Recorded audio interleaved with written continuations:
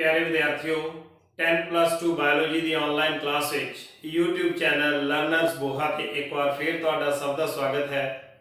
बेटा असी कर रहे हैं साडा chapter number 13 organisms and population. इस चैप्टर का जो अज असी टॉपिक करना है that is population interactions. Topic नूं बेटा स्टार्ट करने तो पहला असी कुछ जनरल गल्लां करते हैं। जिस तरह असी बेटा हुण तक पढ़िया है कि साडी अर्थ के उत्ते अलग अलग स्पीसीज रह रही ने, वो अपन स्पीसीज एक पॉपुलेशन बना के किसी भी ग्रुप के रह रही ने, किसी एक हैबिटेट पार्टिकुलर हैबिटेट में ऑक्यूपाई कर रही ने। बट बेटा कदे तुसीं ये सोच सकते हो कि किसी जगह के उत्ते रहने वाली स्पीसीज की गिनती सिर्फ एक हो सकती है? मतलब कि किसी जगह के उत्ते सिर्फ एको ही तरह के एनीमल्स रह सकते हैं या एको ही तरह के प्लांट्स हो सकते हैं, जो कि प्लांट्स बिना एनीमल्स के नाल इंटरैक्ट किए कल्ले रह सकते हैं? बेटा यहो जिहा कदे भी नहीं हो सकता। असी हमेशा देखते हैं कि एक स्पीसीज कली नहीं रह सकती। क्यों? क्योंकि जे स्पीसीज बेटा कोई एनीमल स्पीसीज कली रहूगी तो फिर वो फीड किहदे ते करूगी, फूड किहदे तो लऊगी? उसनूं अपनी फूड दे लई किसी प्लांट के उत्ते या किसी होर एनीमल के उत्ते डिपेंडेंट रहना ही पऊगा।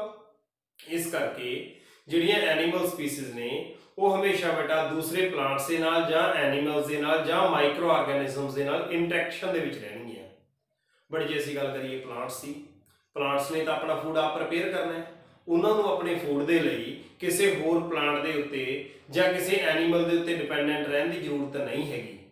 बट फिर भी बेटा जिस तरह सॉयल असीं कहने कि जिहड़े प्लांट्स ने वो सॉयल के विचों न्यूट्रीएंट्स लैंदे हैं, सॉयल के विच ऑर्गेनिक मैटर हुंदा है, तो उस ऑर्गेनिक मटीरियल की ब्रेकडाउन करनी वो कौन करेगा? माइक्रो ऑर्गेनिज्म करनगे। जे माइक्रो ऑर्गेनिज्म उसकी ब्रेकडाउन करनगे फिर ही तो बेटा प्लांट्स उस तो अपने न्यूट्रीएंट्स ले सकते हैं। इसका मतलब प्लांट्स भी कल्ले एक स्पीसीज एग्जिस्ट नहीं कर सकती। हमेशा प्लांट्स, एनीमल्स, माइक्रो ऑर्गेनिजम्स ये सारे एक दूजे नाल इंटरैक्शंस दे विच रहिंदे ने। ते उन्हां ही इंटरैक्शंस की गल बेटा असीं अज दे टॉपिक दे विच कर रहे हैं, जिहड़े टॉपिक का नाम है पॉपुलेशन इंटरैक्शंस। मैं उम्मीद करदा कि तुहानूं समझ लग गया होगा कि अज असीं की पढ़न वाले हैं। बहुत सारिया पॉपुलेशन इंटरैक्शंस हैगियां ने, जिवें बेटा साडे कोल सब तो पहला है प्रीडेशन, कॉम्पीटिशन है, पैरासिटिज्म है, कमेंसलिज्म है, एमेंसलिज्म है। सो ये सारिया बेटा पॉपुलेशन इंटरैक्शंस तुहाडे सिलेबस दे विच हैगियां ने, जिहड़ियां असीं पढ़नियां ने। सो अज दा जिहड़ा अपना टॉपिक रहेगा बेटा इस दे विच असीं पहलियां दो इंटरैक्शंस जिस दे विच प्रीडेशन ते कॉम्पीटिशन इन्हां दोनों बारे पढ़ांगे।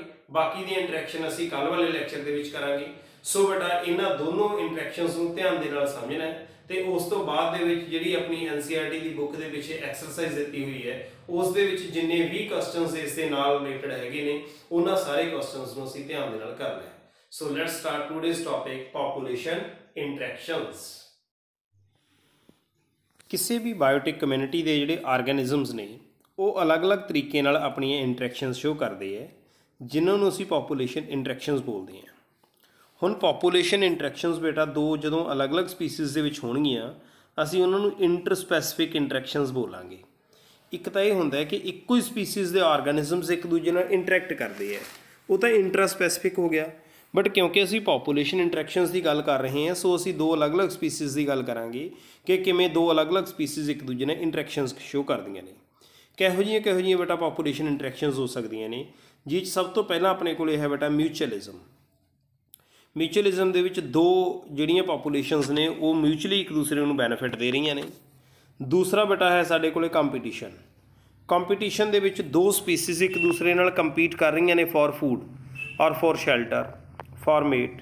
सो जिहड़ा हैगा बेटा जदों दो स्पीसीज़ एक दूसरे नाल जनरली ये फूड दे लई जां शैल्टर दे लई हुंदा है, तो जदों उस दे लई बेटा ये एक दूसरे नाल कंपीट कर रही ने तो उहो जिहियां इंटरैक्शंस नूं असीं बोलदे हैं कंपीटीशन। तीसरा बेटा इत्थे शो किया हुआ देखो, एक लायन जिहड़ा हैगा वो प्रीडेशन कर रहा है, शिकार कर रहा है, किसी दूसरे ऑर्गेनिज्म नूं खा रहा है, तो ये साडे कोल इंटरैक्शन है प्रीडेशन।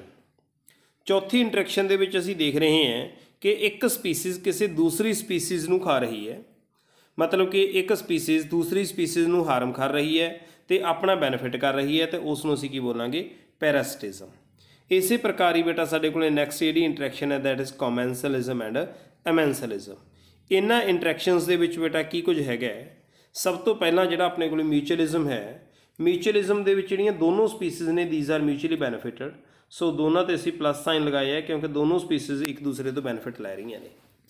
ਕੰਪੀਟੀਸ਼ਨ ਦੇ ਵਿੱਚ ਦੋਨੋਂ ਸਪੀਸੀਜ਼ ਦਾ ਹੀ ਨੁਕਸਾਨ ਹੁੰਦਾ ਹੈ, ਸੋ ਬੋਥ ਦ ਸਪੀਸੀਜ਼ ਆਰ ਹਾਰਮਡ। ਸੋ ਇੱਕ ਤਰੀਕੇ ਦੀ ਨੈਗੇਟਿਵ ਇੰਟਰੈਕਸ਼ਨ ਹੈਗੀ ਹੈ। ਮਿਊਚੁਅਲਿਜ਼ਮ ਇੱਕ ਪੋਜ਼ਿਟਿਵ ਇੰਟਰੈਕਸ਼ਨ ਸੀ ਤੇ ਜਿਹੜੀ ਕੰਪੀਟੀਸ਼ਨ ਇੱਕ ਨੈਗੇਟਿਵ ਇੰਟਰੈਕਸ਼ਨ ਹੈ। ਦੈਨ ਪ੍ਰੈਡੇਸ਼ਨ ਹੈ।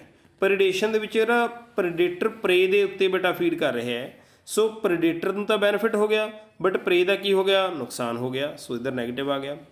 ਪੈਰਾਸਿਟਿਜ਼ਮ ਦੇ ਵਿੱਚ ਜਿਹੜਾ ਪੈਰਾਸਾਈਟ ਹੈ ਉਹਦਾ ਤਾਂ ਬੈਨੀਫਿਟ ਹੋ ਗਿਆ ਬਟ ਜਿਹਦੇ ਉੱਤੇ ਪੈਰਾਸਾਈਟ ਹੈ ਮਤਲਬ ਕਿ ਹੋਸਟ ਦੇ ਉੱਤੇ ਪੈਰਾਸਾਈਟ ਹੈ, ਹੋਸਟ ਦਾ ਕੀ ਹੋ ਗਿਆ, ਨੁਕਸਾਨ ਹੋ ਗਿਆ। ਦੈਨ ਕਮੈਂਸਲਿਜ਼ਮ। ਕਮੈਂਸਲਿਜ਼ਮ ਦੇ ਵਿੱਚ ਕੀ ਇੱਕ ਸਪੀਸੀਜ਼ ਤਾਂ ਬੈਨੀਫਿਟ ਹੋ ਰਿਹਾ ਹੈ ਬਟ ਦੂਸਰੀ ਦਾ ਨਾ ਫਾਇਦਾ ਹੋ ਰਿਹਾ ਤੇ ਨਾ ਹੀ ਨੁਕਸਾਨ ਹੋ ਰਿਹਾ, ਮੀਨਸ ਸੈਕੰਡ ਸਪੀਸੀਜ਼ ਅਨਅਫੈਕਟਡ। ਦੈਨ ਐਮੈਂਸਲਿਜ਼ਮ।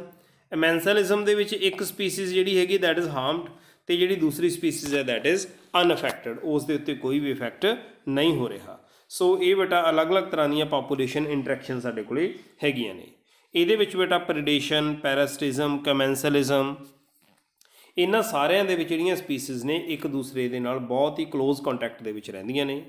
ਜਿਵੇਂ ਕਿ ਬੇਟਾ ਮੈਂ ਤੁਹਾਨੂੰ ਪਹਿਲਾਂ ਹੀ ਦੱਸ ਚੁੱਕਿਆ ਕਿ ਅੱਜ ਅਸੀਂ ਇਹਨਾਂ ਦੋਨਾਂ ਦੇ ਵਿੱਚੋਂ ਪ੍ਰੈਡੇਸ਼ਨ ਦੀ ਗੱਲ ਕਰਾਂਗੇ ਤੇ ਕੰਪੀਟੀਸ਼ਨ ਦੀ ਗੱਲ ਕਰਾਂਗੇ। ਸੋ ਸਭ ਤੋਂ ਪਹਿਲਾਂ ਅਸੀਂ ਆਪਣੀ ਗੱਲ ਪ੍ਰੈਡੇਸ਼ਨ ਤੋਂ ਸਟਾਰਟ ਕਰਦੇ ਹਾਂ। ਪ੍ਰੈਡੇਸ਼ਨ ਦੇ ਵਿੱਚ ਕੀ ਹੁੰਦਾ ਹੈ ਕਿ ਇੱਕ ਆਰਗੈਨਿਜ਼ਮ ਦੂਸਰੇ ਆਰਗੈਨਿਜ਼ਮ ਦੇ ਉੱਤੇ ਫੀਡ ਕਰ ਰਿਹਾ ਹੈ, ਸ਼ਿਕਾਰ ਕਰ ਰਿਹਾ ਹੈ ਉਸਦਾ। ਸੋ ਬਰੋਡ ਇਕੋਲੋਜੀਕਲ ਕੰਟੈਕਸਟ ਦੇ ਵਿੱਚ ਜਿੰਨੇ ਵੀ ਕਾਰਨੀਵੋਰਸ ਹੈਗੇ ਨੇ, ਹਰਬੀਵੋਰਸ ਹੈਗੇ ਨੇ, ਇਹ ਸਾਰੇ ਹੀ ਪ੍ਰੈਡੇਟਰ ਨੇ ਕਿਉਂਕਿ ਕਾਰਨੀਵੋਰਸ ਦੂਸਰੇ ਜਾਨਵਰਾਂ ਨੂੰ ਖਾ ਰਹੇ ਨੇ, ਹਰਬੀਵੋਰਸ ਜਿਹੜੇ ਹੈਗੇ ਨੇ ਉਹ ਪਲਾਂਟਸ ਨੂੰ ਖਾ ਰਹੇ ਹੈ। ਸੋ ਇੱਕ ਤਰੀਕੇ ਨਾਲ ਤਾਂ ਦੂਸਰੇ ਦੇ ਉੱਤੇ ਉਹ ਫੀਡ ਹੀ ਕਰ ਰਹੇ ਨੇ ਨਾ, ਦੂਸਰੇ ਤੋਂ ਬੈਨੀਫਿਟ ਲੈ ਰਹੇ। ਇਹਦਾ ਮਤਲਬ ਸਾਰੇ ਕੀ ਹੋ ਗਏ ਬੇਟਾ, ਇਹ ਬਰੋਡ ਕੰਟੈਕਸਟ ਦੇ ਵਿੱਚ ਤਾਂ ਕਾਰਨੀਵੋਰਸ ਤੇ ਹਰਬੀਵੋਰਸ ਦੋਨਾਂ ਨੂੰ ਹੀ ਅਸੀਂ ਪ੍ਰੈਡੇਟਰ ਬੋਲਾਂਗੇ ਬਟ ਜਨਰਲੀ ਆਪਾਂ ਕਾਰਨੀਵੋਰਸ ਦੀ ਗੱਲ ਕਰਦੇ ਹੁੰਦੇ ਜਦੋਂ ਪ੍ਰੈਡੇਸ਼ਨ ਦੀ ਗੱਲ ਕਰਦੇ ਹਾਂ। ਪ੍ਰੈਡੇਸ਼ਨ ਦੇ ਵਿੱਚ ਬੇਟਾ ਜਿਹੜਾ ਹੈਗਾ ਜੇ ਪ੍ਰੈਡੇਟਰ ਆਪਣੇ ਕੋਲੇ ਓਵਰ ਐਕਸਪਲੋਇਟੇਸ਼ਨ ਕਰਦਾ ਪ੍ਰੇ ਦੀ ਤਾਂ ਪ੍ਰੇ ਖਤਮ ਹੋ ਜਾਊਗਾ, ਜੇ ਪ੍ਰੇ ਖਤਮ ਹੋ ਜਾਊਗਾ ਤਾਂ ਪ੍ਰੈਡੇਟਰ ਵੀ ਖਤਮ ਹੋ ਜਾਊਗਾ। ਸੋ ਇਹਦਾ ਮਤਲਬ ਜਿਹੜੇ ਪ੍ਰੈਡੇਟਰਸ ਜਿਹੜੇ ਬੇਟਾ ਆਪਣੇ ਕੋਲੇ ਹੈਗੇ ਨੇ ਉਹ ਨੇਚਰ ਦੇ ਵਿੱਚ ਪ੍ਰੂਡੈਂਟ ਹੈਗੇ ਹੈ, ਮਤਲਬ ਕਿ ਜਿਹੜੇ ਪ੍ਰੈਡੇਟਰ ਨੇ ਉਹ ਓਨੇ ਟਾਈਮ ਤੱਕ ਹੀ ਹੈਗੇ ਨੇ ਜਿੰਨੇ ਟਾਈਮ ਤੱਕ ਉਸ ਦਾ ਪ੍ਰੇ ਹੈ। ਸੋ ਇਹਦਾ ਮਤਲਬ ਪ੍ਰੇ ਨੂੰ ਕੰਪਲੀਟਲੀ ਐਲੀਮੀਨੇਟ ਅਸੀਂ ਇਸ ਇੰਟਰੈਕਸ਼ਨ ਦੇ ਵਿੱਚ ਨਹੀਂ ਕਰ ਸਕਦੇ। ਹੁਣ ਪ੍ਰੈਡੇਸ਼ਨਸ ਦੀ ਕੀ ਇੰਪੋਰਟੈਂਸ ਹੈਗੀ ਹੈ, ਸਾਡੇ ਇਕੋਲੋਜੀਕਲ ਸਿਸਟਮ ਨੂੰ ਕੀ ਬੈਨੀਫਿਟ ਇਸ ਦਾ ਹੈਗਾ ਕਿ ਇੱਕ ਪ੍ਰੈਡੇਟਰ ਦੂਸਰੇ ਪ੍ਰੇ ਨੂੰ ਖਾ ਰਿਹਾ ਹੈ, ਕੀ ਇਸ ਦਾ ਕੋਈ ਬੈਨੀਫਿਟ ਹੈ? ਮੈਂ ਤੁਹਾਨੂੰ ਸਕਰੀਨ ਦੇ ਉੱਤੇ ਦਿਖਾਈ ਦੇ ਰਹੀ ਜਿਹੜੀ ਪ੍ਰਿਕਲੀ ਪੀਅਰ ਕੈਕਟਸ ਜਿਹੜਾ ਹੈਗਾ, ਜਿਹੜਾ ਅਪੰਸ਼ੀਆ ਹੈਗਾ, ਛਿੱਤਰਥੋਰ ਆਪਾਂ ਆਮ ਭਾਸ਼ਾ ਦੇ ਵਿੱਚ ਕਹਿ ਦਿੰਦੇ ਹਾਂ, ਇਸ ਦੀ ਐਗਜ਼ਾਮਪਲ ਲੈ ਕੇ ਬੇਟਾ ਤੁਹਾਨੂੰ ਸਮਝਾਊਂਗਾ ਕਿ ਕਿਵੇਂ ਪ੍ਰੈਡੇਸ਼ਨ ਸਾਡੇ ਲਈ ਇੰਪੋਰਟੈਂਸ ਹੈ। ਅਸਲ ਦੇ ਵਿੱਚ ਅਸੀਂ ਇਹ 1920s ਦੇ ਵਿੱਚ ਜਿਹੜਾ ਹੈਗਾ ਆਸਟ੍ਰੇਲੀਆ ਦੇ ਵਿੱਚ ਪ੍ਰਿਕਲੀ ਪੀਅਰ ਕੈਕਟਸ ਨੂੰ ਇੰਟਰੋਡਿਊਸ ਕੀਤਾ ਕਿਉਂਕਿ ਪ੍ਰਿਕਲੀ ਪੀਅਰ ਕੈਕਟਸ ਉੱਥੋਂ ਦਾ ਪਲਾਂਟ ਨਹੀਂ ਹੈਗਾ। ਸੋ ਇਹ ਇੱਕ ਜ਼ੀਰੋਫਿਟਿਕ ਪਲਾਂਟ ਹੈਗਾ ਜਿਹਨੂੰ ਉੱਥੇ ਇੰਟਰੋਡਿਊਸ ਕਰ ਦਿੱਤਾ ਗਿਆ ਬਟ ਉੱਥੇ ਜਦੋਂ ਇੰਟਰੋਡਿਊਸ ਕਰ ਦਿੱਤਾ ਗਿਆ ਤਾਂ ਉੱਥੇ ਲਈ ਇਹ ਕਿਹੜੀ ਸਪੀਸੀਜ਼ ਹੋ ਗਈ, ਐਗਜ਼ੋਟਿਕ ਸਪੀਸੀਜ਼ ਹੋ ਗਈ। ਇਹਨੂੰ ਐਨਵਾਇਰਨਮੈਂਟ ਇੰਨਾ ਕੁ ਸੂਟ ਕਰ ਗਿਆ ਕਿ ਇਸ ਨੇ ਉੱਥੇ ਜਿਹੜਾ ਹੈਗਾ ਹੈਵੋਕ ਕ੍ਰੀਏਟ ਕਰਤਾ, ਮਤਲਬ ਕਿ ਬਹੁਤ ਜ਼ਿਆਦਾ ਏਰੀਆ ਦੇ ਵਿੱਚ ਇਹ ਸਪਰੈਡ ਹੋ ਗਿਆ। ਹੁਣ ਜਦੋਂ ਬਹੁਤ ਜ਼ਿਆਦਾ ਏਰੀਆ ਦੇ ਵਿੱਚ ਸਪਰੈਡ ਹੋ ਗਿਆ ਤਾਂ ਇਸ ਨੂੰ ਕੰਟਰੋਲ ਕਰਨ ਦੇ ਲਈ ਅਸੀਂ ਕੀ ਕੀਤਾ, ਅਸੀਂ ਇਸ ਨੂੰ ਕੰਟਰੋਲ ਕਰਨ ਦੇ ਲਈ ਪ੍ਰੈਡੇਸ਼ਨ ਦਾ ਸਹਾਰਾ ਲਿਆ। ਇੱਥੇ ਬਾਕਸ ਦੇ ਵਿੱਚ ਤੁਸੀਂ ਦੇਖ ਰਹੇ ਹੋ ਇਹ ਬੇਟਾ ਸਾਡੇ ਕੋਲ ਕੈਕਟਸ ਫੀਡਿੰਗ ਪ੍ਰੈਡੇਟਰ ਮੌਥ ਹੈਗੀ ਹੈ। ਇਸ ਮੌਥ ਨੂੰ ਉੱਥੇ ਇੰਟਰੋਡਿਊਸ ਕੀਤਾ ਗਿਆ। ਜਦੋਂ ਮੌਥ ਨੂੰ ਉੱਥੇ ਇੰਟਰੋਡਿਊਸ ਕੀਤਾ ਗਿਆ ਤਾਂ ਇਸ ਨੇ ਕੀ ਕਰ ਲਿਆ ਬੇਟਾ, ਇਹ ਸਾਰੇ ਪਲਾਂਟ ਨੂੰ ਖਾ ਲਿਆ। ਇਹਦਾ ਮਤਲਬ ਕੀ ਹੈ ਬੇਟਾ ਕਿ ਜਿਹੜੀ ਆਪਣੇ ਕੋਲ ਪ੍ਰੈਡੇਟਰ ਹੈਗੀ ਹੈ ਉਹ ਪ੍ਰੈਡੇਟਰਸ ਹਮੇਸ਼ਾ ਪ੍ਰੇ ਦੀ ਪਾਪੂਲੇਸ਼ਨ ਨੂੰ ਕੰਟਰੋਲ ਕਰਦੇ ਹੈ। ਜੇ ਤੁਹਾਡੇ ਕੋਲੇ ਪ੍ਰੈਡੇਟਰ ਕਿਸੇ ਇਕੋਲੋਜੀਕਲ ਸਿਸਟਮ ਦੇ ਵਿੱਚ ਨਹੀਂ ਹੋਊਗਾ ਤਾਂ ਪ੍ਰੇ ਦੀ ਗਿਣਤੀ ਬਹੁਤ ਜ਼ਿਆਦਾ ਵੱਧ ਜੂਗੀ। ਮੰਨ ਲਓ ਕਿਸੇ ਫਾਰੈਸਟ ਦੇ ਵਿੱਚ ਲਾਇਨ ਨਹੀਂ ਹੈਗੇ ਤਾਂ ਉੱਥੇ ਹਰਬੀਵੋਰਸ ਜਿਹੜੇ ਹੈਗੇ ਨੇ ਉਹ ਬਹੁਤ ਜ਼ਿਆਦਾ ਵੱਧ ਜਾਣਗੇ, ਉੱਥੇ ਡੀਅਰ ਹੋ ਗਏ, ਇਹੋ ਜਿਹੇ ਆਰਗੈਨਿਜ਼ਮ ਬਹੁਤ ਜ਼ਿਆਦਾ ਵੱਧ ਜਾਣਗੇ। ਜੇ ਹਰਬੀਵੋਰਸ ਬਹੁਤ ਜ਼ਿਆਦਾ ਵੱਧ ਜਾਣਗੇ ਤਾਂ ਉਹ ਉਸ ਫਾਰੈਸਟ ਦੇ ਵਿੱਚ ਸਾਰੇ ਪਲਾਂਟਸ ਨੂੰ ਖਾ ਜਾਣਗੇ। ਇਹਦਾ ਮਤਲਬ ਉੱਥੋਂ ਦਾ ਤਾਂ ਪੂਰੇ ਦਾ ਪੂਰਾ ਇਕੋਲੋਜੀਕਲ ਸਿਸਟਮ ਅਪਸੈਟ ਹੋ ਜਾਊਗਾ। ਸੋ ਪ੍ਰੇ ਦੀ ਪਾਪੂਲੇਸ਼ਨ ਨੂੰ ਕੰਟਰੋਲ ਕਰਨ ਦੇ ਲਈ ਕਿਸ ਦੀ ਜ਼ਰੂਰਤ ਪੈਂਦੀ ਹੈ ਬੇਟਾ, ਪ੍ਰੈਡੇਟਰ ਦੀ ਜ਼ਰੂਰਤ ਪੈਂਦੀ ਹੈ। ਇਸ ਤੋਂ ਬਾਅਦ 'ਚ ਬੇਟਾ ਪ੍ਰੈਡੇਟਰ ਦੀ ਹੋਰ ਜਿਹੜੀ ਇੰਪੋਰਟੈਂਸ ਆ ਉਹ ਇਹ ਹੈ ਕਿ ਇਸ ਨੂੰ ਬਾਇਓਲੋਜੀਕਲ ਕੰਟਰੋਲ ਮੈਥਡ ਦੇ ਵਿੱਚ ਯੂਜ਼ ਕੀਤਾ ਜਾਂਦਾ ਹੈ। ਜਿਵੇਂ ਅਸੀਂ ਹੁਣੇ ਬੇਟਾ ਜਿਹੜੀ ਹੈਗੀ ਇੱਕ ਐਗਜ਼ਾਮਪਲ ਜਿਹੜੀ ਹੈਗੀ ਆ ਉਹ ਮੌਤ ਦੀ ਕੀਤੀ ਹੈ। ਬਿਲਕੁਲ ਇਸੇ ਤਰੀਕੇ ਨਾਲ ਹੀ ਮੰਨ ਲਓ ਆਪਣੇ ਕੋਲੇ ਖੇਤਾਂ ਦੇ ਵਿੱਚ ਜਿਹੜਾ ਹੈਗਾ ਬੇਟਾ ਬਹੁਤ ਜ਼ਿਆਦਾ ਸੁੰਡੀ ਹੋ ਗਈ ਜਿਹੜੀ ਸਾਡੇ ਫਸਲ ਨੂੰ ਖਰਾਬ ਕਰ ਰਹੀ ਹੈ।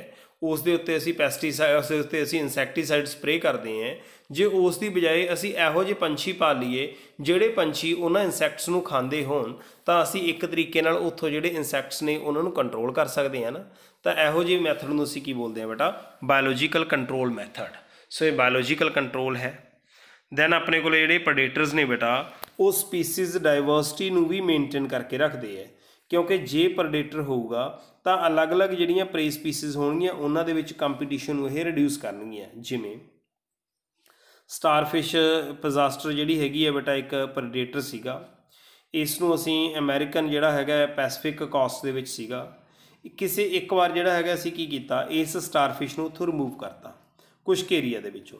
ਜਦੋਂ ਅਸੀਂ ਇਸ ਨੂੰ ਉੱਥੋਂ ਰਿਮੂਵ ਕਰਤਾ ਤਾਂ ਲਗਭਗ 10 ਇਨਵਰਟੀਬਰੇਟ ਸਪੀਸੀਜ਼ ਲਗਭਗ 1 ਸਾਲ ਦੇ ਵਿੱਚ ਹੀ ਡਿਸਅਪੀਅਰ ਹੋ ਗਈਆਂ, ਕਿਉਂਕਿ ਕੀ ਹੋ ਗਿਆ, ਉਹਨਾਂ ਸਪੀਸੀਜ਼ ਦੇ ਵਿੱਚ ਕੀ ਵੱਧ ਗਿਆ, ਫਿਰ ਕੰਪੀਟੀਸ਼ਨ ਵੱਧ ਗਿਆ। ਤਾਂ ਹੁਣ ਜਿਹੜਾ ਆਪਣੇ ਕੋਲੇ ਜਿਹੜੇ ਉੱਥੇ ਫੂਡ ਦੇ ਸੋਰਸਸ ਸੀਗੇ, ਉਹ ਤਾਂ ਲਿਮਿਟਡ ਸੋਰਸਸ ਸੀਗੇ ਫੂਡ ਦੇ, ਬਟ ਜਿਹੜਾ ਆਪਣੇ ਕੋਲੇ ਪ੍ਰੈਡੇਟਰ ਸੀ, ਪ੍ਰੈਡੇਟਰ ਕਰਕੇ ਕੀ ਸੀ, ਜਿਹੜੇ ਇਨਵਰਟੀਬਰੇਟ ਸੀ ਉਹਨਾਂ ਦੀ ਪਾਪੂਲੇਸ਼ਨ ਕੰਟਰੋਲ ਦੇ ਵਿੱਚ ਰਹਿੰਦੀ ਸੀ, ਪਾਪੂਲੇਸ਼ਨ ਉਹਨਾਂ ਦੀ ਲੋੜ ਤੋਂ ਵੱਧ ਹੀ ਨਹੀਂ ਸੀ। ਬਟ ਹੁਣ ਹੋ ਕੀ ਗਿਆ, ਜਦੋਂ ਪ੍ਰੈਡੇਟਰ ਹੀ ਨਹੀਂ ਰਿਹਾ ਤਾਂ ਪ੍ਰੇ ਦੀ ਪਾਪੂਲੇਸ਼ਨ ਬਹੁਤ ਜ਼ਿਆਦਾ ਵੱਧ ਗਈ। ਤਾਂ ਬਟ ਉਹ ਇੱਕ ਦੇ ਉੱਤੇ ਥੋੜ੍ਹਾ ਫੀਡ ਕਰ ਰਿਹਾ ਸੀ, ਉਹ ਤਾਂ 10 ਸਪੀਸੀਜ਼ ਦੇ ਉੱਤੇ ਫੀਡ ਕਰ ਰਿਹਾ ਸੀ। ਤਾਂ ਉਹ 10 ਦੀਆਂ 10 ਸਪੀਸੀਜ਼ ਦੀ ਪਾਪੂਲੇਸ਼ਨ ਜਦੋਂ ਬਹੁਤ ਜ਼ਿਆਦਾ ਵੱਧ ਜੂਗੀ, ਇੱਕ ਦੂਜੇ ਨਾਲ ਉਹ ਫੂਡ ਦੇ ਲਈ, ਸ਼ੈਲਟਰ ਦੇ ਲਈ ਇੰਟਰੈਕਟ ਕਰਨਗੀਆਂ, ਕੰਪੀਟ ਕਰਨਗੀਆਂ। ਤਾਂ ਫਿਰ ਬੇਟਾ ਉੱਥੇ ਜਿਸ ਤਰ੍ਹਾਂ ਆਪਣੇ ਕੋਲੇ ਰੂਲ ਆਫ ਨੇਚਰ ਜਿਹੜਾ ਹੈਗਾ ਆਪਣੇ ਕੋਲੇ ਕਿ ਸਰਵਾਈਵਲ ਆਫ ਦਾ ਫਿਟੈਸਟ ਜਿਹੜਾ ਹੈਗਾ ਉਹ ਹੁੰਦਾ ਹੈ। ਤਾਂ ਜਿਹੜੀ ਸਪੀਸੀਜ਼ ਜ਼ਿਆਦਾ ਫਿੱਟ ਹੋਈ ਉਹ ਸਰਵਾਈਵ ਕਰ ਜੂਗੀ ਅਤੇ ਦੂਸਰੀਆਂ ਸਪੀਸੀਜ਼ ਹੌਲੀ ਹੌਲੀ ਐਲੀਮੀਨੇਟ ਹੋ ਜਾਣਗੀਆਂ। ਇਹਦਾ ਮਤਲਬ ਬੇਟਾ ਕੀ ਹੋ ਗਿਆ ਕਿ ਜੇ ਪ੍ਰੈਡੇਟਰ ਹੈਗੇ ਨੇ, ਕੰਪੀਟੀਸ਼ਨ ਘਟਦਾ, ਤਾਂ ਪ੍ਰੇ ਦੀ ਡਾਇਵਰਸਿਟੀ ਮੇਨਟੇਨ ਰਹਿੰਦੀ ਹੈ। ਤਾਂ ਇਸ ਤਰੀਕੇ ਨਾਲ ਬੇਟਾ ਜਿਹੜਾ ਆਪਣੇ ਕੋਲੇ ਪ੍ਰੈਡੇਸ਼ਨ ਦੇ ਵਿੱਚ ਹੋਰ ਕੀ ਹੈ, ਨੈਕਸਟ ਆਪਣੇ ਕੋਲੇ ਇੰਪੋਰਟੈਂਸ ਤੋਂ ਬਾਅਦ ਇਹ ਹੈ ਕਿ ਜਿਹੜੇ ਪ੍ਰੈਡੇਸ਼ਨ ਦੇ ਵਿੱਚ ਪ੍ਰੈਡੇਟਰ ਨੇ ਪ੍ਰੇ ਨੂੰ ਬੇਟਾ ਖਾਣਾ ਹੈ। ਹੁਣ ਪ੍ਰੇ ਆਪਣੇ ਆਪ ਨੂੰ ਮੋਡੀਫਾਈ ਕਰੂਗਾ, ਪ੍ਰੇ ਕੁਛ ਕਿਸ ਤਰ੍ਹਾਂ ਦੇ ਬਿਹੇਵੀਅਰ ਸ਼ੋ ਕਰੂਗਾ ਕਿ ਉਹ ਪ੍ਰੈਡੇਟਰ ਤੋਂ ਬਚੇ, ਐਜ਼ ਵੈਲ ਐਜ਼ ਪ੍ਰੈਡੇਟਰ ਨੂੰ ਫੂਡ ਚਾਹੀਦਾ, ਪ੍ਰੈਡੇਟਰ ਵੀ ਆਪਣੇ ਆਪ ਦੇ ਵਿੱਚ ਕੁਛ ਮੋਡੀਫਿਕੇਸ਼ਨਸ ਲੈ ਕੇ ਆਊਗਾ ਸੋ ਦੈਟ ਉਹ ਈਜ਼ੀਲੀ ਪ੍ਰੇ ਨੂੰ ਖਾ ਲੇ। ਤਾਂ ਇਹੋ ਜਿਹੀਆਂ ਜਿਹੜੀਆਂ ਮੋਡੀਫਿਕੇਸ਼ਨਸ ਨੇ, ਇਹਨਾਂ ਦੇ ਵਿੱਚ ਬੇਟਾ ਸਭ ਤੋਂ ਪਹਿਲਾ ਜਿਹੜਾ ਡਿਫੈਂਸ ਜਿਹੜਾ ਪ੍ਰੇ ਦਾ ਹੈਗਾ, ਦੈਟ ਇਜ਼ ਕੈਮੋਫਲੇਜ। ਕੈਮੋਫਲੇਜ ਦਾ ਮਤਲਬ ਕੀ ਹੁੰਦਾ, ਬਲੈਂਡਿੰਗ ਵਿਦ ਦਾ ਸਰਾਊਂਡਿੰਗ, ਕਿ ਆਪਣੇ ਆਲੇ ਦੁਆਲੇ ਦੇ ਵਿੱਚ ਹੀ ਰਚ ਮਿਚ ਜਾਣਾ, ਪਤਾ ਹੀ ਨਾ ਲੱਗੇ ਕਿ ਉਹ ਆਰਗੈਨਿਜ਼ਮ ਹੈ ਕਿ ਉਹ ਜਿਹੜਾ ਹੈਗਾ ਆਲੇ ਦੁਆਲੇ ਦਾ ਐਨਵਾਇਰਮੈਂਟ ਹੈਗਾ। ਜਿਵੇਂ ਇੱਥੇ ਬੇਟਾ ਇਸ ਐਗਜ਼ਾਮਪਲ ਦੇ ਵਿੱਚ ਸਾਡੇ ਕੋਲੇ ਫਰੋਗ ਦਿਖਾਇਆ ਹੋਇਆ, ਜੇ ਤੁਸੀਂ ਇਸ ਸਕਰੀਨ ਦੇ ਵਿੱਚ ਧਿਆਨ ਨਾਲ ਦੇਖੋ ਤਾਂ ਆਹ ਫਰੋਗ ਹੈ। ਹੁਣ ਮੇਰੇ ਮਾਰਕ ਕਰਨ ਤੋਂ ਬਾਅਦ ਸ਼ਾਇਦ ਤੁਹਾਨੂੰ ਦਿਖ ਗਿਆ ਹੋਵੇ ਕਿ ਇਹ ਫਰੋਗ ਹੈਗਾ। ਇਹ ਫਰੋਗ ਜਿਹੜਾ ਬਿਲਕੁਲ ਆਲੇ ਦੁਆਲੇ ਦੇ ਵਿੱਚ ਪੂਰੀ ਤਰ੍ਹਾਂ ਜਿਹੜਾ ਬਲੈਂਡਡ ਵਿਦ ਦਾ ਸਰਾਊਂਡਿੰਗ ਜਿਹੜਾ ਹੈਗਾ ਹੋਇਆ ਹੋਇਆ। ਇਹਦਾ ਮਤਲਬ ਜਿਹੜਾ ਇਸ ਦਾ ਪ੍ਰੈਡੇਟਰ ਹੈ ਉਹਨੂੰ ਇਹ ਵਿਖਾਈ ਨਹੀਂ ਦਊਗਾ ਅਤੇ ਇਹ ਆਪਣੇ ਆਪ ਨੂੰ ਸਰਵਾਈਵ ਕਰ ਸਕਦਾ, ਬਚਾ ਸਕਦਾ। ਦੂਸਰੀ ਐਗਜ਼ਾਮਪਲ ਦੇ ਵਿੱਚ ਬੇਟਾ ਇੱਥੇ ਇੱਕ ਲੀਫ ਇਨਸੈਕਟ ਹੈ। ਇਹ ਦੇਖੋ ਲੀਫ ਇਨਸੈਕਟ ਜਿਹੜਾ ਹੈਗਾ ਬਿਲਕੁਲ ਇਹ ਆਪਣੇ ਆਲੇ ਦੁਆਲੇ ਦੇ ਵਿੱਚ ਰਚਿਆ ਮਿਚਿਆ ਹੈਗਾ। ਸੋ ਇਸ ਤਰੀਕੇ ਨਾਲ ਇਹ ਕੈਮੋਫਲੇਜ ਦੇ ਨਾਲ ਪ੍ਰੇ ਆਪਣਾ ਡਿਫੈਂਸ ਮੈਕੈਨਿਜ਼ਮ ਸ਼ੋ ਕਰਦਾ ਹੈ। ਬਟ ਕੀ ਇਹ ਇਕੱਲੇ ਪ੍ਰੇ ਦੇ ਲਈ ਹੈ? ਨਹੀਂ, ਕੈਮੋਫਲੇਜ ਦੀ ਹੈਲਪ ਪ੍ਰੈਡੇਟਰ ਵੀ ਲੈਂਦੇ ਨੇ। ਤੁਸੀਂ ਕਦੇ ਵੇਖਿਆ ਹੋਊਗਾ ਕਿ ਜਿਹੜਾ ਲਾਇਨ ਹੈਗਾ ਉਸ ਦਾ ਜਿਹੜਾ ਰੰਗ ਹੈਗਾ ਉਹ ਆਲੇ ਦੁਆਲੇ ਵਾਲਾ ਜਿਹੜਾ ਸੁੱਕੀ ਘਾਹ ਹੁੰਦੀ ਹੈ ਉਸ ਦੇ ਨਾਲ ਦਾ ਹੁੰਦਾ ਹੈ, ਉਹਦੇ ਨਾਲ ਰਚਿਆ ਮਿਚਿਆ ਹੁੰਦਾ ਹੈ। ਅਤੇ ਕਈ ਵਾਰੀ ਇਹ ਬੇਟਾ ਘਾਹ ਦੇ ਵਿੱਚ ਲੁਕਿਆ ਹੋਇਆ ਪ੍ਰੇ ਨੂੰ ਵਿਖਾਈ ਨਹੀਂ ਦਿੰਦਾ। ਹੌਲੀ ਹੌਲੀ ਕਰਦਾ ਕਰਦਾ ਇਹ ਪ੍ਰੇ ਦੇ ਕੋਲੇ ਪਹੁੰਚ ਜਾਂਦਾ ਅਤੇ ਇੱਕਦਮ ਜਿਹੜਾ ਹੈਗਾ ਅਟੈਕ ਕਰਦਾ ਅਤੇ ਆਪਣਾ ਸ਼ਿਕਾਰ ਕਰ ਲੈਂਦਾ। ਇਹਦਾ ਮਤਲਬ ਪ੍ਰੇ ਐਜ਼ ਵੈਲ ਐਜ਼ ਪ੍ਰੈਡੇਟਰ ਦੋਨੋਂ ਹੀ ਬੇਟਾ ਜਿਹੜਾ ਹੈਗਾ ਇਸ ਦੀ ਹੈਲਪ ਲੈਂਦੇ ਹੈ। ਹੁਣ ਜਿਹੜੀ ਇੱਕ ਐਗਜ਼ਾਮਪਲ ਹੋਰ ਦਿੱਤੀ ਹੋਈ ਹੈ ਮੋਨਾਰਕ ਬਟਰਫਲਾਈ ਦੀ, ਜਿਹੜੀ ਹੈਗੀ ਦਿੱਤੀ ਹੋਈ ਹੈ। ਇਹ ਜਿਹੜੀ ਮੋਨਾਰਕ ਬਟਰਫਲਾਈ ਹੈ ਇਹ ਪ੍ਰੈਡੇਟਰ ਵਰਡ ਦੇ ਲਈ ਜਿਹੜੀ ਹੈਗੀ ਹੈ ਡਿਸਟੇਸਟਫੁਲ ਹੈਗੀ ਹੈ, ਕਿਉਂਕਿ ਇਹਦੀ ਬਾਡੀ ਦੇ ਵਿੱਚ ਇੱਕ ਸਪੈਸ਼ਲ ਕੈਮੀਕਲ ਹੁੰਦਾ ਹੈ। ਤਾਂ ਉਸ ਕੈਮੀਕਲ ਕਰਕੇ ਜਿਹੜੀ ਹੈਗੀ ਹੈ ਬੇਟਾ ਕੀ ਹੈ, ਇਹ ਡਿਸਟੇਸਟਫੁਲ ਹੈ। ਤਾਂ ਇਹ ਜਦੋਂ ਆਪਣੀ ਕੈਟਰਪਿਲਰ ਸਟੇਜ ਦੇ ਵਿੱਚ ਹੁੰਦਾ ਇਹ ਇੱਕ ਪੋਇਜ਼ਨਸ ਫੀਡ ਦੇ ਉੱਤੇ ਬੇਟਾ ਜਿਹੜਾ ਹੈਗਾ ਫੀਡ ਕਰਦਾ। ਇਸ ਕਰਕੇ ਜਿਹੜਾ ਹੈਗਾ ਮੋਨਾਰਕ ਬਟਰਫਲਾਈ ਦਾ ਪ੍ਰੈਡੇਟਰ ਇਸ ਨੂੰ ਜਿਹੜਾ ਹੈਗਾ ਬੇਟਾ ਉਹ ਨਹੀਂ ਖਾਊਗਾ, ਕਿਉਂਕਿ ਇਸ ਦੀ ਬਾਡੀ ਦੇ ਵਿੱਚ ਇੱਕ ਸਪੈਸ਼ਲ ਕੈਮੀਕਲ ਹੈ ਜਿਹਦੇ ਕਰਕੇ ਇਸ ਦਾ ਟੇਸਟ ਵਧੀਆ ਨਹੀਂ ਹੋਊਗਾ। ਸੋ ਇਸ ਤਰ੍ਹਾਂ ਦੇ ਡਿਫੈਂਸ ਮੈਕੈਨਿਜ਼ਮਸ ਹੁੰਦੇ ਹੈ। ਹੋਰ ਵੀ ਡਿਫੈਂਸ ਮੈਕੈਨਿਜ਼ਮ ਪ੍ਰੇ ਦੇ ਹੋ ਸਕਦੇ ਹੈ, ਜਿਵੇਂ ਤੁਸੀਂ ਕਈ ਵਾਰੀ ਪੌਦਿਆਂ ਦੇਖਿਆ ਹੋਊਗਾ ਕਿ ਕੰਡੇ ਲੱਗੇ ਹੁੰਦੇ ਆ, ਥੋਰਨਸ ਹੁੰਦੇ ਆ। ਦੇਖੋ ਇਹ ਥੋਰਨਸ ਕਿਉਂ ਹੈ? ਤਾਂ ਕਿ ਪਸ਼ੂ ਇਸ ਨੂੰ ਨਾ ਚਰਾ ਸਕਣ, ਨਾ ਖਾ ਸਕਣ। ਕੈਕਟਸ ਆ ਗਿਆ, ਅਕੇਸ਼ੀਆ ਹੋ ਗਿਆ, ਕਿੱਕਰ ਹੋ ਗਈ, ਇਹਨਾਂ ਦੇ ਕੋਲੇ ਹੁੰਦੇ ਆ ਬੇਟਾ ਥੋਰਨਸ। कई प्लांट्स के कोले कुछ क इहो ਜਿਹੇ ਕੈਮੀਕਲਸ ਹੁੰਦੇ ਨੇ ਜਿਹੜੇ ਕੈਮੀਕਲਸ ਜਿਹੜੇ ਹੈਗੇ ਨੇ ਉਹ ਪ੍ਰੈਡੇਟਰ ਦਾ ਡਾਈਜੈਸਟਿਵ ਸਿਸਟਮ ਅਪਸੈਟ ਕਰ ਸਕਦੇ ਨੇ ਜਾਂ ਉਸ ਦੀ ਰੀਪਰੋਡਕਟਿਵ ਸਿਸਟਮ ਨੂੰ ਇਫੈਕਟ ਕਰ ਸਕਦੇ ਨੇ ਜਾਂ ਉਹਨੂੰ ਮਾਰ ਵੀ ਸਕਦੇ ਨੇ। ਜਿਵੇਂ ਜਿਹੜਾ ਆਪਣੇ ਕੋਲੇ ਕੈਲੋਟ੍ਰੋਪਿਸ ਹੈ, ਅੱਕ ਹੈ, ਅੱਕ ਦਾ ਪੌਦਾ ਜਿਹੜਾ ਹੈਗਾ ਉਹ ਕਾਰਡੀਅਕ ਗਲਾਈਕੋਸਾਈਡਸ ਆਪਣੇ ਵਿੱਚੋਂ ਰਿਲੀਜ਼ ਕਰਦਾ ਹੈ। इस करके जी कैटल तो गौट जी हैगी वो इसनों खाती नहीं है। आप वेखते हैं पशु घाह चर रहे हैं, हर तरह का पौधा खा लेंगे, कुछ पौधे पिछों छड्ड जाते हैं क्योंकि उन्होंने पता है कि यह जी हैगी उन्होंने लिए ठीक नहीं है। निकोटीन, कैफीन, क्विनीन, जी ओपीएम हैगे ने, इन्हों के भी डिफेंसिस हैगे ने क्योंकि जो ग्रेजरस हैगे ने या ब्राउजरस हैगे ने वो इन्हों के उत्ते फीडिंग नहीं करते। सो इस तरह दी कुछ एग्जाम्पल्स होंदियां ने बेटा, जिहड़ियां एग्जाम्पल्स ये शो करदियां ने कि ਜਿਹੜਾ ਪ੍ਰੈਡੇਟਰ ਤੇ ਪ੍ਰੇ ਦਾ ਰਿਲੇਸ਼ਨ ਹੈਗਾ ਇਸ ਦੇ ਵਿੱਚ ਪ੍ਰੇ ਆਪਣੇ ਆਪ ਨੂੰ ਕਿਵੇਂ ਮੋਡੀਫਾਈ ਕਰਦਾ ਹੈ, ਕਿਵੇਂ ਪ੍ਰੇ ਕੁਝ ਕੁ ਡਿਫੈਂਸ ਮੈਕੈਨਿਜ਼ਮ ਸ਼ੋ ਕਰਦਾ ਹੈ ਤੇ ਜਿੰਨਾ ਡਿਫੈਂਸ ਮੈਕੈਨਿਜ਼ਮ ਕਰਕੇ ਪ੍ਰੈਡੇਟਰ ਉਸ ਦੇ ਉੱਤੇ ਫੀਡ ਨਹੀਂ ਕਰਦਾ। ਸੋ ਇਹ ਸੀ ਪਹਿਲੀ ਇੰਟਰੈਕਸ਼ਨ। ਹੁਣ ਬੇਟਾ ਅਸੀਂ ਗੱਲ ਕਰ ਰਹੇ ਹਾਂ ਦੂਸਰੀ ਇੰਟਰੈਕਸ਼ਨ ਕੰਪੀਟੀਸ਼ਨ ਦੀ। ਕੰਪੀਟੀਸ਼ਨ ਦੇ ਵਿੱਚ ਸਾਡੇ ਕੋਲੇ ਦੋ ਸਪੀਸੀਜ਼ ਨੇ। ਦੋ ਸਪੀਸੀਜ਼ ਦੇ ਵਿੱਚੋਂ ਇੱਕ ਸਪੀਸੀਜ਼ ਦੂਸਰੇ ਨਾਲ ਜਦੋਂ ਕੰਪੀਟ ਕਰ ਰਹੀ ਹੈ, ਜਿਹੜੀ ਜ਼ਿਆਦਾ ਫਿੱਟ ਹੋਈ ਉਹ ਸਰਵਾਈਵ ਕਰ ਜਾਏਗੀ। ਫੋਰ ਐਗਜ਼ਾਮਪਲ ਸੇਮ ਫੂਡ ਦੇ ਲਈ ਦੋ ਸਪੀਸੀਜ਼ ਜਿਹੜੀਆਂ ਇੰਟਰੈਕਟ ਕਰ ਰਹੀਆਂ ਨੇ, ਇਹ ਜਿਹੜੀ ਹੈਗੀ ਹੈ ਸਪੀਸੀਜ਼ 1 ਦਾ ਆਰਗੈਨਿਜ਼ਮ ਹੈ, ਇਹ ਸਪੀਸੀਜ਼ 2 ਦਾ ਆਰਗੈਨਿਜ਼ਮ ਹੈ ਤੇ ਇਹ ਸੇਮ ਫੂਡ ਦੇ ਲਈ ਜਿਹੜਾ ਹੈਗਾ ਬੇਟਾ ਇੱਕ ਦੂਸਰੇ ਨਾਲ ਕੰਪੀਟ ਕਰ ਰਹੀਆਂ ਨੇ। ਜਦੋਂ ਕੰਪੀਟ ਕਰ ਰਹੀਆਂ ਤਾਂ ਇਹਨਾਂ ਦੋਨਾਂ ਦੇ ਵਿੱਚੋਂ ਜਿਹੜੀ ਬੇਟਾ ਸਪੀਸੀਜ਼ ਜ਼ਿਆਦਾ ਅਸੀਂ ਕਹਿ ਸਕਦੇ ਹਾਂ ਕਿ ਫਿੱਟ ਹੋਏਗੀ ਉਹ ਸਰਵਾਈਵ ਕਰ ਜਾਏਗੀ ਕਿਉਂਕਿ ਉਸਨੂੰ ਫੂਡ ਮਿਲ ਜਾਏਗਾ ਤੇ ਦੂਸਰੀ ਸਪੀਸੀਜ਼ ਅਨਫਿਟ ਹੋਏਗੀ ਐਂਡ ਦੈਟ ਵਿਲ ਬੀ ਐਲੀਮੀਨੇਟਡ। ਸੋ ਇਹ ਜਿਹੜਾ ਆਪਣੇ ਕੋਲੇ ਇੰਟਰ ਸਪੈਸੀਫਿਕ ਕੰਪੀਟੀਸ਼ਨ ਹੈ ਇਹ ਬੜਾ ਹੀ ਜਿਹੜਾ ਪੋਟੈਂਟ ਫੋਰਸ ਹੈ ਆਰਗੈਨਿਕ ਐਵੋਲਿਊਸ਼ਨ ਦੇ ਵਿੱਚ। ਕੰਪੀਟੀਸ਼ਨ ਬੇਟਾ ਉਦੋਂ ਹੁੰਦਾ ਹੈ ਜਦੋਂ ਕਲੋਜ਼ਲੀ ਰਿਲੇਟਡ ਸਪੀਸੀਜ਼ ਜਿਹੜੀਆਂ ਹੈਗੀਆਂ ਨੇ ਸੇਮ ਲਿਮਟਿਡ ਫੂਡ ਦੇ ਲਈ ਇੱਕ ਦੂਸਰੇ ਨਾਲ ਕੰਪੀਟ ਕਰਦੀਆਂ ਨੇ, ਕਿਉਂਕਿ ਜੇ ਆਪਣੇ ਕੋਲੇ ਫੂਡ ਹੀ ਬਹੁਤ ਜ਼ਿਆਦਾ ਐਕਸੈਸ ਦੇ ਵਿੱਚ ਹੈ ਤਾਂ ਸਪੀਸੀਜ਼ ਜਿਹੜੀਆਂ ਹੈਗੀਆਂ ਜੇ ਜ਼ਿਆਦਾ ਹੋਣਗੀਆਂ ਤਾਂ ਉਹਨਾਂ ਦੇ ਵਿੱਚ ਉਸ ਤਰੀਕੇ ਨਾਲ ਕੰਪੀਟੀਸ਼ਨ ਨਹੀਂ ਹੋ ਸਕਦਾ। ਸੋ ਇਹ ਬੇਟਾ ਜਿਹੜੀਆਂ ਕੰਪੀਟੀਸ਼ਨ ਸਪੀਸੀਜ਼ ਨੇ ਇੱਕ ਦੂਸਰੇ ਨਾਲ ਜਨਰਲੀ ਰਿਲੇਟਡ ਹੁੰਦੀਆਂ, ਨੇੜੇ ਰਹਿੰਦੀਆਂ ਹੁੰਦੀਆਂ ਨੇ, ਬਟ ਕਈ ਵਾਰੀ ਅਨਰਿਲੇਟਡ ਸਪੀਸੀਜ਼ ਵੀ ਕੰਪੀਟ ਕਰ ਸਕਦੀਆਂ ਨੇ। ਜਿਵੇਂ ਹੁਣ ਆਹ ਪੌਂਡ ਹੈ, ਇਹਦੇ ਵਿੱਚ ਫਲੈਮਿੰਗੋਜ਼ ਨੇ ਤੇ ਇਹਦੇ ਵਿੱਚ ਫਿਸ਼ਸ ਵੀ ਹੋਣਗੀਆਂ ਤੇ ਇਹਨਾਂ ਦੋਨਾਂ ਨੇ ਕਿਹਦੇ ਤੇ ਫੀਡ ਕਰਨਾ ਹੈ? ਯੂ ਪਲੈਂਕਟਨ ਤੇ ਫੀਡ ਕਰਨਾ ਹੈ, ਮਤਲਬ ਕਿ ਜਿਹੜੇ ਇਨਸੈਕਟ ਵਗੈਰਾ ਲੇਕ ਦੇ ਵਿੱਚ ਹੈਗੇ ਨੇ ਦੋਨਾਂ ਦੇ ਉਸ ਦੇ ਉੱਤੇ ਫੀਡ ਕਰਨਾ ਹੈ। ਇਸ ਕਰਕੇ ਦੋਨੋਂ ਇੱਕ ਦੂਸਰੇ ਨਾਲ ਕੰਪੀਟ ਕਰਨਗੀਆਂ ਕਿਉਂਕਿ ਇੱਕ ਲੇਕ ਦੇ ਵਿੱਚ ਜਿਹੜਾ ਯੂ ਪਲੈਂਕਟਨ ਜਿਹੜਾ ਦੋਨਾਂ ਦੇ ਲਈ ਫੂਡ ਸੋਰਸ ਹੈ ਉਹ ਕੀ ਹੈ? ਲਿਮਿਟਡ ਹੈਗਾ।